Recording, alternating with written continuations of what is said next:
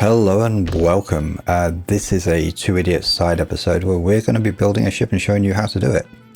So here we have a facility that we've built. It's in space and we are going to be constructing a large ship over here. Now we've got space on the right hand side for the ship with the catwalk, which I'm stood on right now. We need to be doing this quite quickly because, well, we want this in the episode, so at some point this ship is going to appear in the main series. We're doing it in space because it saves us on worried about gravity. Jetpacks last a lot longer here, so let's give you the tour. So here we have our long catwalk. Now we've built this to house a very large ship and simulate docking. Hopefully for a ship that's going to rival the Condor, possibly even something to rival the Genesis, which was a ship I built a long time ago. And I'll paste that in for a size comparison at some point in a later part of this build. Now we've got our lighting down here. Now we've always got some sort of visibility, but we want to make sure that we've got it all the way through the day. And here we have a facility, just a little thing that we built to test some stuff. Now these doors are tied together, so this door won't open unless this door is closed. Now that was done with a little script that we've done, so it just preserves the air inside. We're in creative, it's not necessary, but you know, this is a good place to test things. And here we have a control seat that we can control various elements around the base as and when the need arises. Behind there we have an assembler, we have cargo facilities, an oxygen tank feeding a vent as well. Being in creative, it's not really needed, but you know, the assembler might come in handy later on, and it's a good place to test. And back outside to our catwalk over here, we have a little spur marked in red that can be cut off. This will keep the ship attached for the time being. It also acts as a place we can print from. Now we're going to build the front so it comes out quite close to around about here, and the rear of the ship is going to be way off the back here. But the most closest docking facility is going to be around this catwalk area. Now back to the central spur here, we're going to be playing out the width of the ship, so we're counting out the block sizes, so one for the hull, one for a space, and then an inner hull, and then a block of 3, a space, a block of 3 for the center block, a space, another block of 3, and then the outer hull and inner hull again with a space in. So we should have 17 here. 4, 5, 6, 7, 8, 9, 10, 11, 12, 13, 14, 15, 16, 17. So this one's the middle, and we're going to mark this a different color just so we can see where we're at. Now lengthwise we could probably go on forever if we wanted to, but with this being the width, we are looking at quite a long ship. So this is going to be quite close to the front of the ship. That'll be basically the nose section. This will be the middle section, and the tail is going to be out here somewhere. Now what do we need in the middle section? First things first, right? Somewhere in the middle section we're almost certainly going to need power facilities. So I think the better way to go about doing this would be to call this middle section here conduit space. And we're going to build a framework out to each side of that. So let's put a little framework in here. Oh wait, actually no, I think that can be interior plate. And while we're building this, we need to be thinking about corridors and walkways and flooring, so we're laying this out kind of right the first time. And in the middle here, we're going to need a conveyor block, because this is going to be our main spine. We also need a T-junction in here.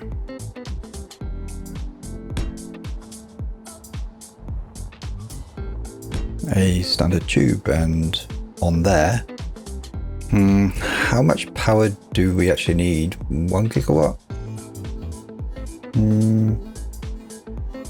I think 2.5 gigawatts is plenty. This is not an entire base. Well, kind of is, but this should be plenty to run everything we need to run. Now that's more than enough power generation. We've got to keep this well protected, but I think we need to start thinking about storing power. We can actually start building a battery bank off this somewhere now. Ideally, the battery bank should be closer to the middle of the ship because of the weight of the batteries. Now this is where the front's going to be. This is kind of the beginning of the middle.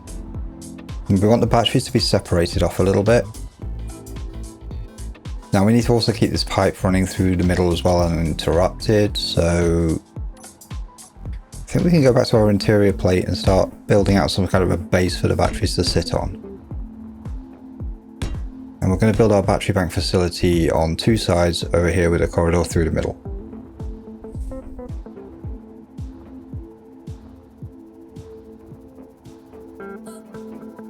Now I'm going to work out all the rooms and other compartments shortly after when we've got a bit more of the main thing in, but the main priority here right now is to get all the main facilities into place. So we have power.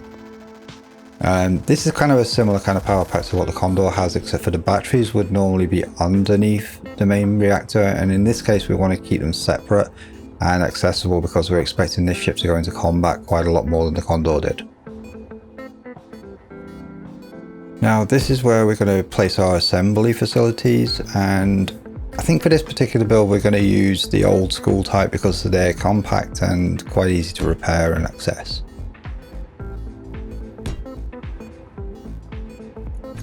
Now this is going to leave room for speed modules, and the advantage of the way we're building this from a ground plane and then working our way up and down from there is that it leaves it printable. So when we have a projector connected, everything is going to be able to be accessible from that one main spur.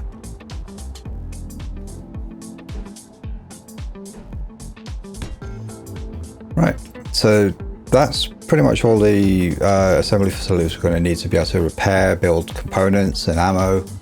Also just for like side projects if we need to use this ship as a backup.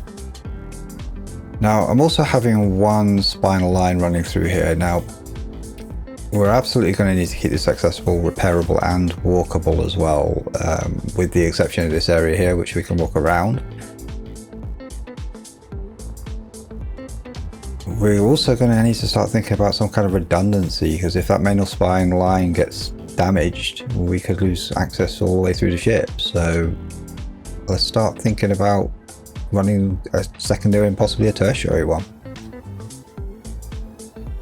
Now these two are going to probably pipe together at some point, but we need to start also thinking about refinery facilities now. I think one, maybe two, even if it is just to protect this battery pack in the middle. And that works quite well. This is quite a nice little design here. We've also created our secondary spine running through the refineries, which is really important because redundancy is key. If something gets shot out, we need to make sure that we're covered. Now we're running with a side pipe out here and a side pipe out here. So that's back to symmetrical again, which is great. Now the top is symmetrical. And symmetry is quite good because it means that when we start doing the whole design, we can start using the symmetry tool to do that. And that makes things a hell of a lot easier, especially when it comes to things like turret placements and cargo ports. And it's really important that we keep at least some symmetry here. Now, the other thing we need to think about is accessibility as well as the symmetry. So we've got accessibility to these. We can access all of the batteries. We've got a nice little corridor that goes through from the front to the back. Yeah, I think generally we're in a really good place for this design so far. We are building this with like maintenance in mind, so yeah, we need to start thinking about the back section now. So that's a large part of the main engineering deck done, and we have production facilities and power facilities. So now we need to start thinking about oxygen facilities. So we're going to need to put some O2 generators in here. Actually, well, gas facilities in general, we're going to need to start thinking about hydrogen as well, because this is not just going to be an electric ship. Now, I really think we need some sort of a solid bulkhead in here to protect from the main gas area. So we're going to just create some conveying out here. And we're going to go off to a T-junction.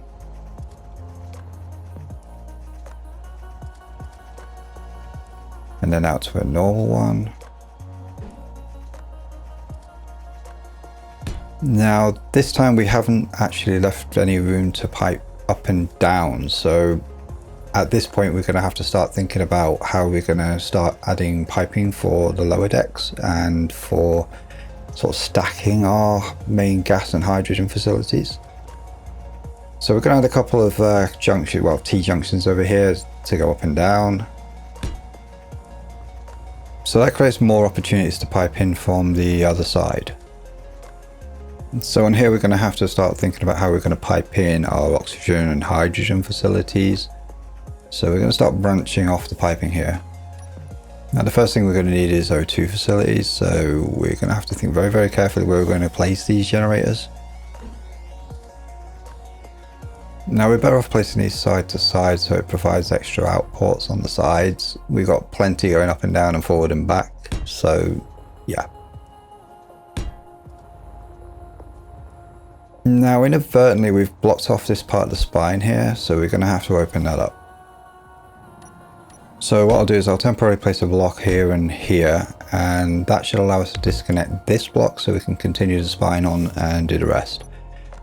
Now we're going to go for a normal conveyor junction, and just so I've got this lined up perfectly.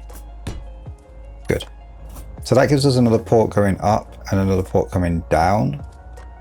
And since this is like the back of the engineering section where the main engines are going to go, we're going to need space for hydrogen thrusters, we're going to need ups and downs and all sorts of ports in different directions. Also to feed certain turrets as well for anti-missile defense, because this is going to be quite an explosive section.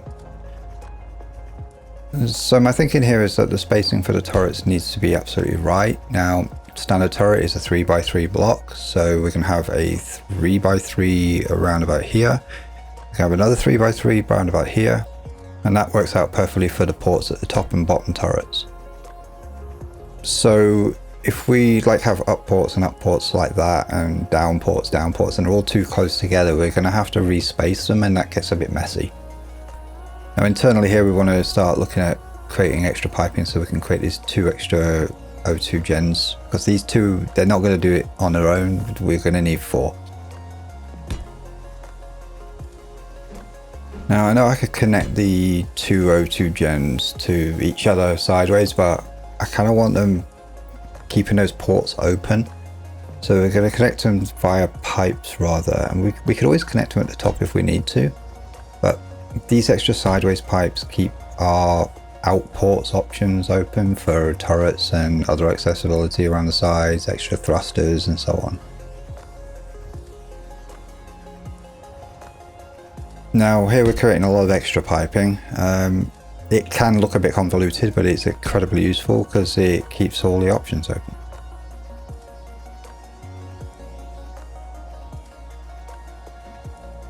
Now it's important that we keep plenty of options with the piping, so when we do our conveyors we need to make sure that we're not closing areas off, we're keeping things open.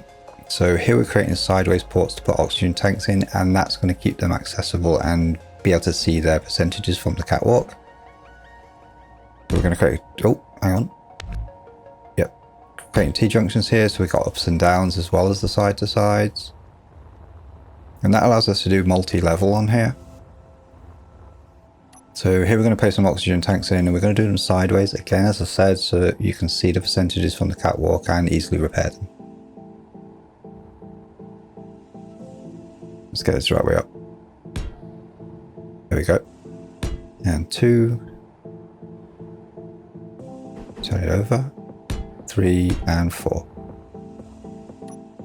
So just from a landed point of view, as a little bit of a walkthrough now, we've got our oxygen tanks, we've got our assemblers, we've got our batteries, and you can see battery percentages.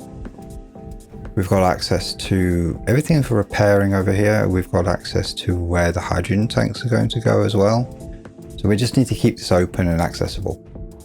Now hydrogen I think we'll store underneath on the next level over here, and a little bit to the rear. So there's schools of thought around this. We can either go with a large hydrogen tank, or we could go with a small hydrogen tank, or a domed hydrogen tank, or we could go with a mixture of them. I think in this case we're going to go with a mixture just for extra redundancy.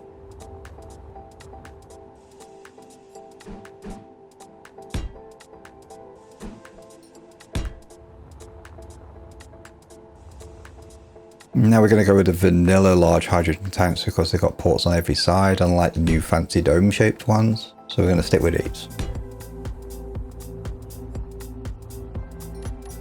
So being the gas section of the ship, this is going to be the most explosive area, and we're going to have to be very, very careful. So we're going to build around this. There's going to be a thruster pack on the back. There's going to be more above and below and to the sides. So it's not going to be super exposed. But we want to keep all of this away from the power section of the ship and all the other crucials.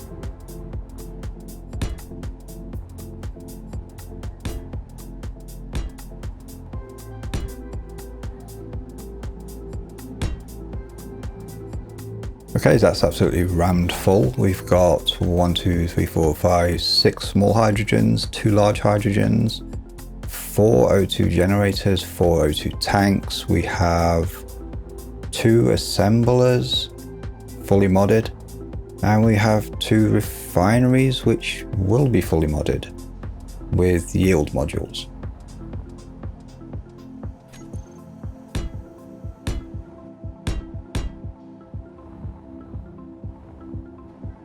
So now here we're going to have the underside where we're going to be placing cargo and access to technical decks. So we're going to need to feed those cargo containers, and we're going to take it from this port here with a conveyor junction and then pipe off into a new room area with the cargoes coming off that.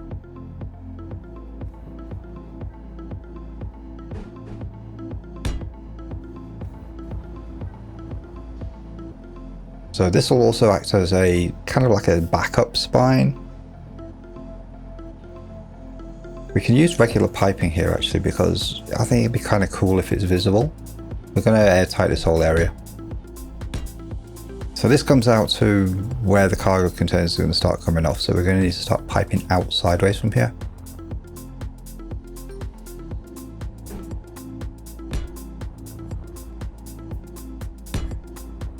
And then from these we'll place the cargo containers. I think we can have 4 large.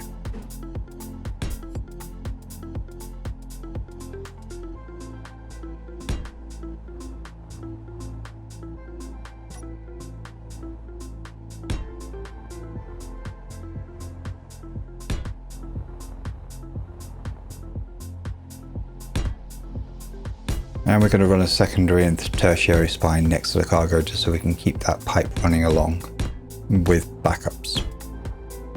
Now we don't want to completely block off the cargo containers. They're going to need easy access for repair, so we're going to put some doors on here.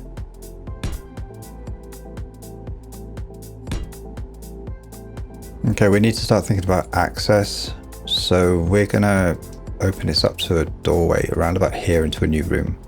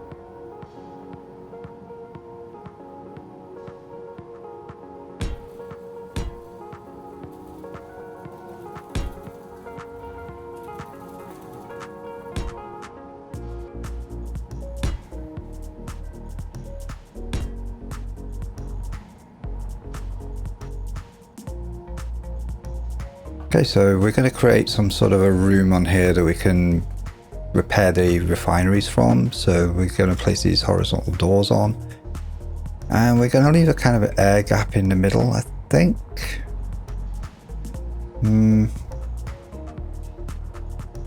Now we need access into that crawl space area there so that we can get easy access to repair that pipe. So I'm going to put some sort of half corridor blocks in here just to keep this a little more airtight, a little more protected, and that should help keep that secondary spine covered.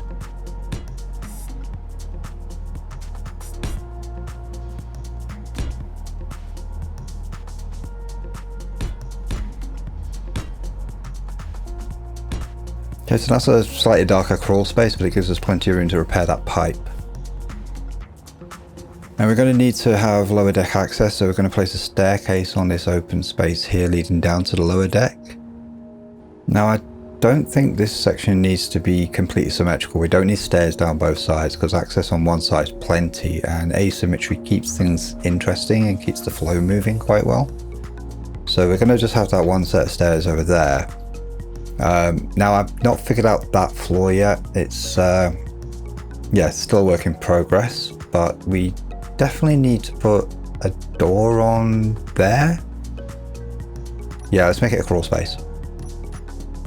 No, yeah, that block's not essential. So yeah, this is one of those absolutely amazing opportunities where we can actually place this kind of door in vertically like that. Nice.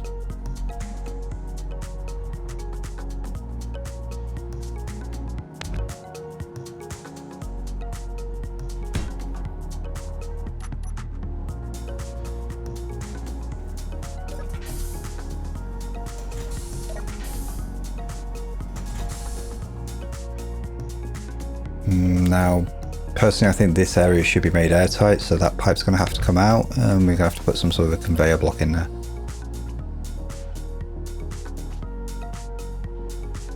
Now, these new conveyor blocks, I'm not sure that that's fully airtight. I mean, is it? Kind of look... Oh, no, it's open at the top, so yeah, we can't use that. I think we're going to have to use a regular conveyor block of some sort. Now, I don't like how that looks. It's cumbersome, so I think we're going to do this one on the one behind. Yeah, there. That's horrible. We'll do it on this one.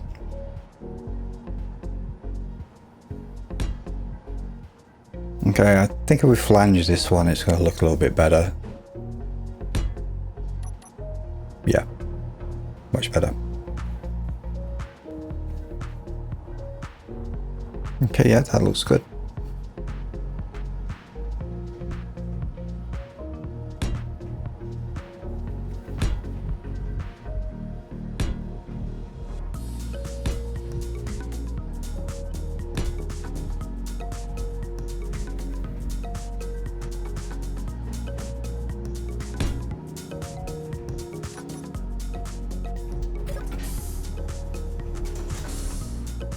I'm tempted to argue that these assemblers need to be moved because they don't really allow much room for repairing. We've got the corridor access there, but I think it needs to be moved out a little bit so we can get around back of the batteries and get all the way around the assembler area and into the refinery area for repairing. So we're going to take these out and we're going to just rebuild this section just so we've got better access.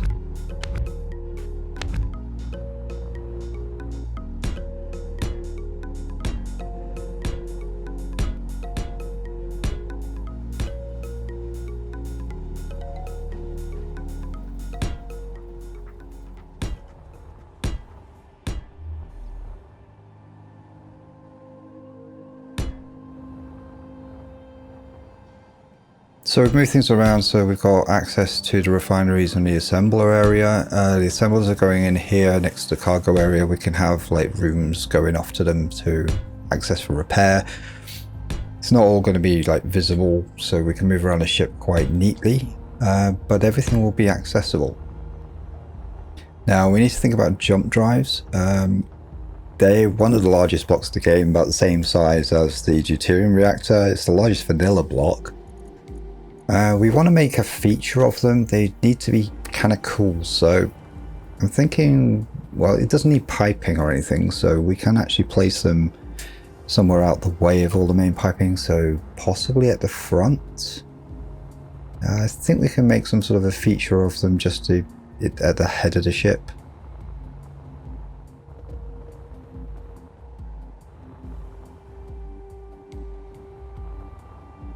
And it also needs to be accessible as well, so we've got a room here that we can actually pipe off to and like move a room into, leaving a space in the middle as a corridor, and we're still leaving space for our spine as well.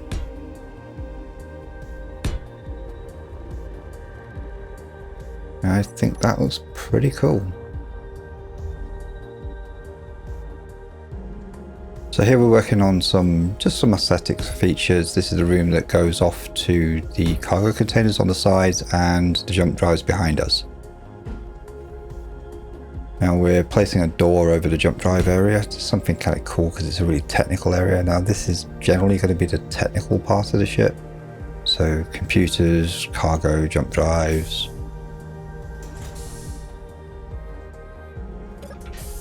And again, the vertical door, which is pretty cool. We're probably going to move these lighting because it might limit what we can place in this area. But we'll do that later. So here's the access to cargo. There's 4 cargo containers, so 4 doors.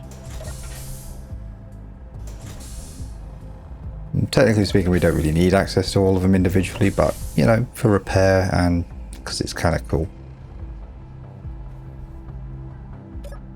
And access to the jump drive area.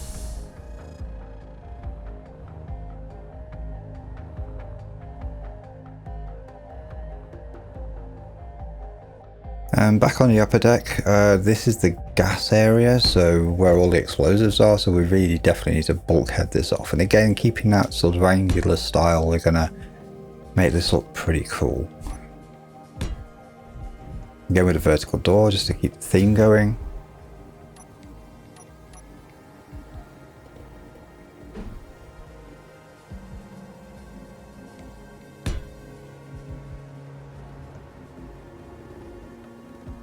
Mirroring the style below just to keep it consistent and give a little bit of weight to this doorway.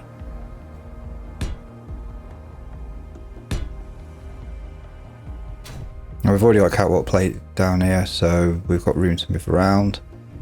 We've got stairs that go down, we've got access to the gas area, forward access to batteries. We've got jump drives in place, we've got our reactor in place, our batteries in place, our lower deck laid out roughly. So that is basically the engineering section of this ship. From hydrogen and oxygen production to refinery to component production, power, jump, cargo, all the main essentials that the ship needs besides thrust. Everything's piped up. We've got one main spine, secondary and a tertiary spine. So I think we can leave it here for today.